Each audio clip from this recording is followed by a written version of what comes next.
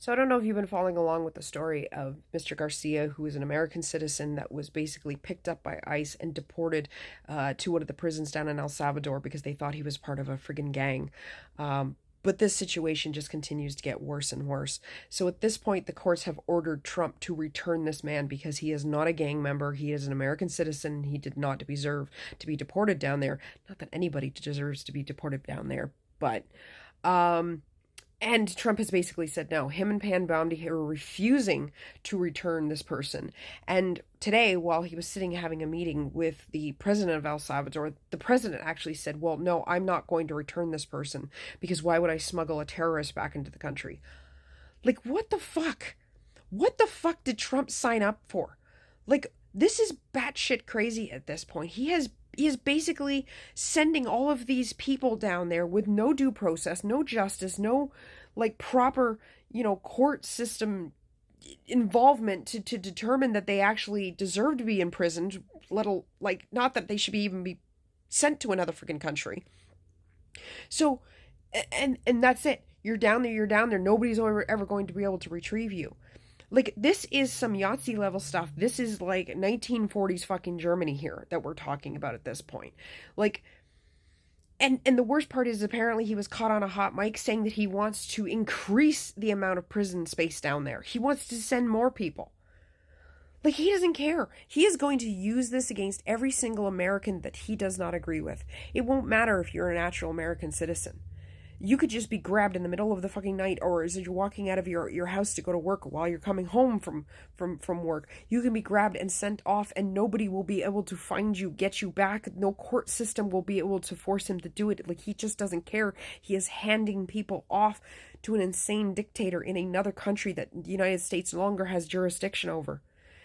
He is deporting these people into a nightmare prison with no means to be able to retrieve anybody even when they make a mistake, which frankly I don't think he even thinks of it as a mistake.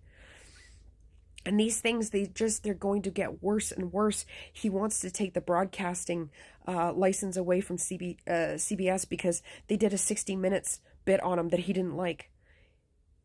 Seriously. Like, not that it's mattered to him at all, when, like, Fox News tells a whole bunch of fucking lies, but when somebody has an opinion on him that he doesn't like, suddenly they're the enemy of the state, and suddenly he, posts one of his 1 a.m. fucking rants going about the fact that he's gonna get one of his people to pull their broadcasting license. This is dictatorship, people. This is pure and utter insanity. And this is another reason why I also do not want Pierre Poilievre to win in Canada, because he talks the same way about the CBC.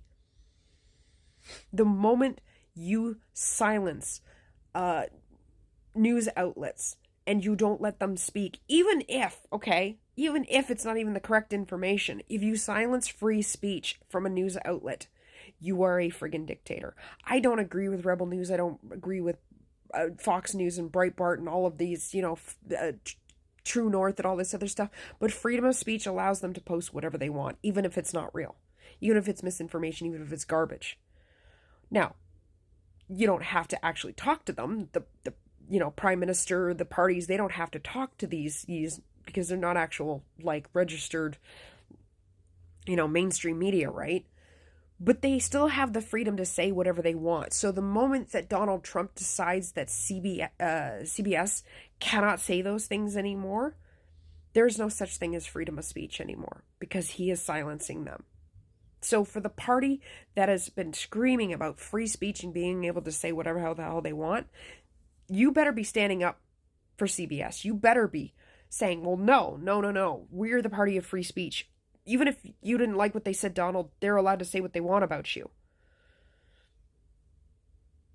Because you guys all scream it out all the time. Elon going on about his Twitter platform and how it's freedom of speech. So yeah, all of this, just, I don't know how we are going to get through the next 4 years. Like, how Americans are going to get through the next 4 years. I'm in Canada. At least I have less problems. We are hopefully going to end up with a liberal government. We won't have to deal with this Trumpism bullshit as much.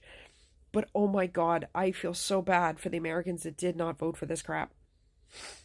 I really hope when you guys, every single by-election you have, midterm election, whatever you guys call it, that you start voting out these Republicans. You got to give the Democrats power again. It's the only way you're going to rein in Trump. The only way. Like,